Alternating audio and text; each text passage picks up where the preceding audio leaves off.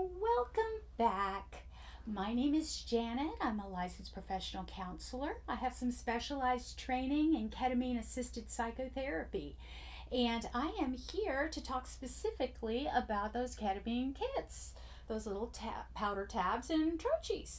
So, anyway, this is number 4 in my series of 6, and we are going to talk about what a ketamine experience actually looks like and feels like.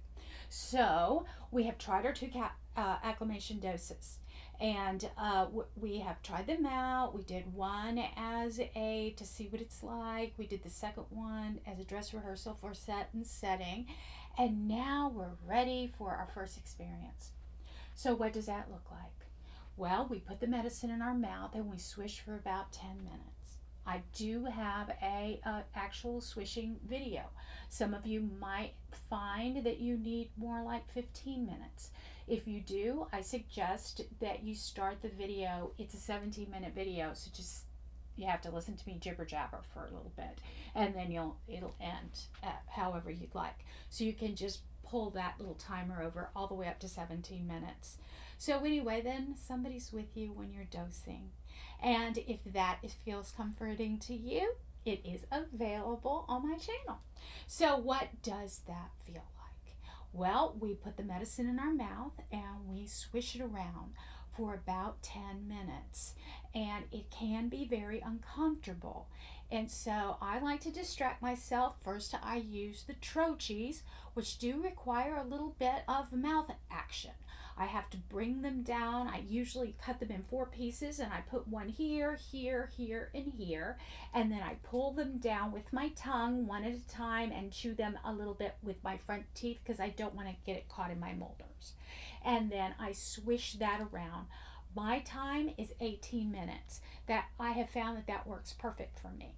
So I swish for 18 minutes, and then I take off my glasses and I pull down my mask. I have already had my earbuds in. I'm watching an animated art film, so I close my laptop, pull down my shade or my mask, and then I have my experience. So what does that feel like?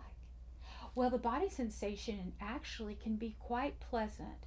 If you suffer from chronic pain, you have no pain for at least a little while. And I can tell you, as someone who does suffer from chronic pain, it is a relief, especially when my back is really acting up. It's just a lovely moment to not think about my back. So anyway, so that is the first sensation that we experience.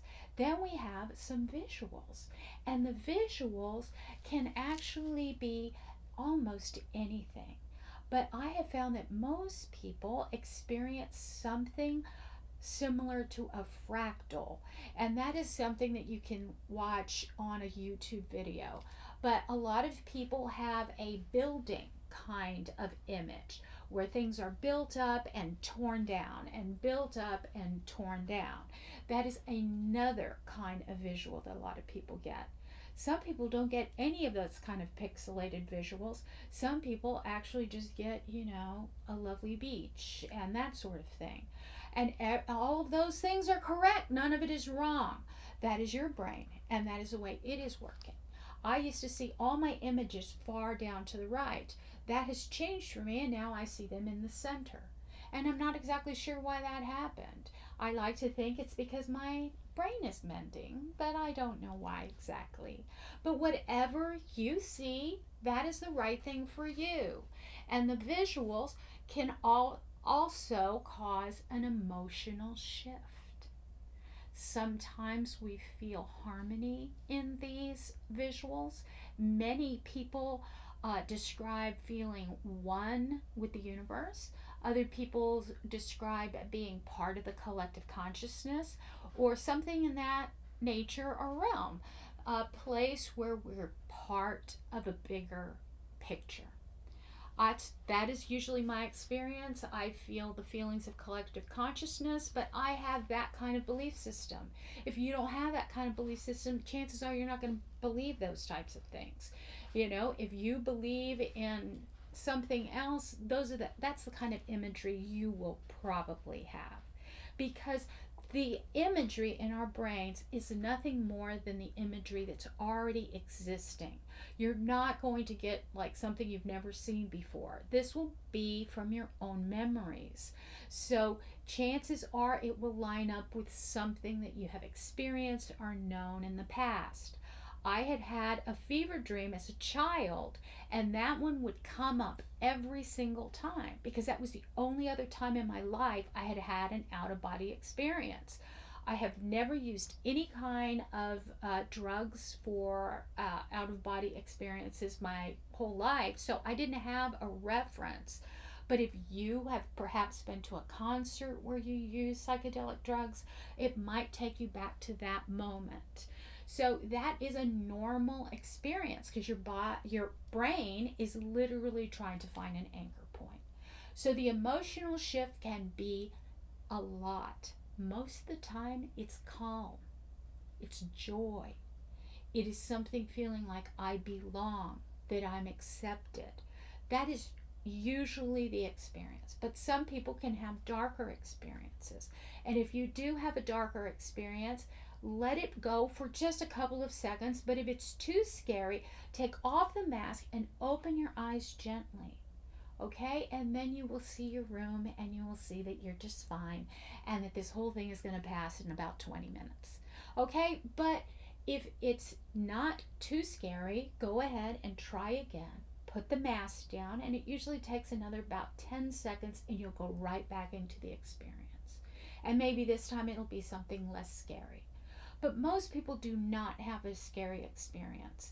That it's normally more closely associated with poor set and setting. If we are in a set or a setting that is challenging, sometimes that can cause a bad experience. So what does that mean? So if you're setting, for instance, you have a terrible roommate and they're just on the other side of the wall, that energy may come into your experience because it is part of your setting.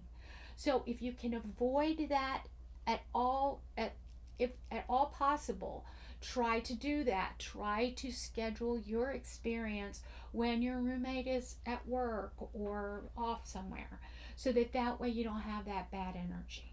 So anyway, so those are the kinds of things that can affect your experience. Now, I am not saying that, all bad experiences are your fault. I am not saying that at all. I'm just saying we're trying to minimize any kind of bad experience by controlling the set and setting. So the set is what's in our head, and the setting is what we created for ourselves. So I remember at the beginning, I'm a little dyslexic and I struggle to get all of the things in place. It's a lot of things. It's a blood pressure cuff, it's googly glasses, it's your medicine, it's the nausea medicine, it's your music, it's your aromatherapy. It's a long list of things. And I would get very bent out of shape about collecting all of it. And sometimes that would affect my experience because I was going into it with anxiety. So now I have learned to prepare myself earlier in the day so that way I am not just at the last minute trying to pull all of things together.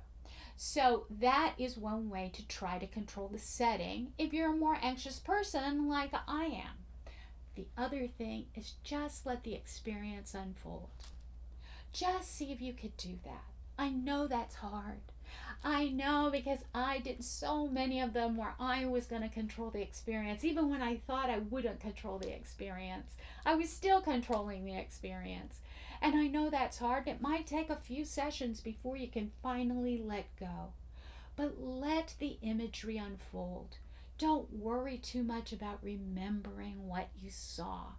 I wish I could remember mine because some of them were just lovely.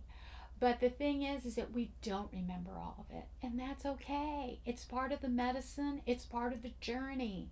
And so don't worry about it. The things that you were supposed to remember, you will remember.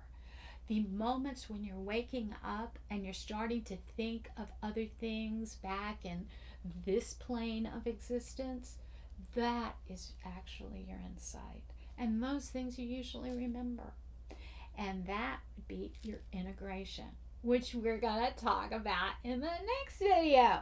So if you get freaked out, be sure to use an anchor, and that anchor can be anything, like open your eyes and look at your ceiling, or it can be a stuffed animal that you hang on to, or maybe all of your stuffed animals or your pets. Whatever works for you. Ground yourself if you get freaked out. Breathe. Remember, you're still here. This is just a different plane of existence, and that you are coming back in 20 minutes. This is not that strong a medicine. You're not in the clinic where they're pushing more ketamine every time you wake up. You only had this much ketamine, so you're not going to have a very long experience. So you can wait it out. If you had that art film on, you can go ahead and open your laptop and continue to watch that if you're too freaked out by the actual imagery. But anyway, I am so happy that you came again today.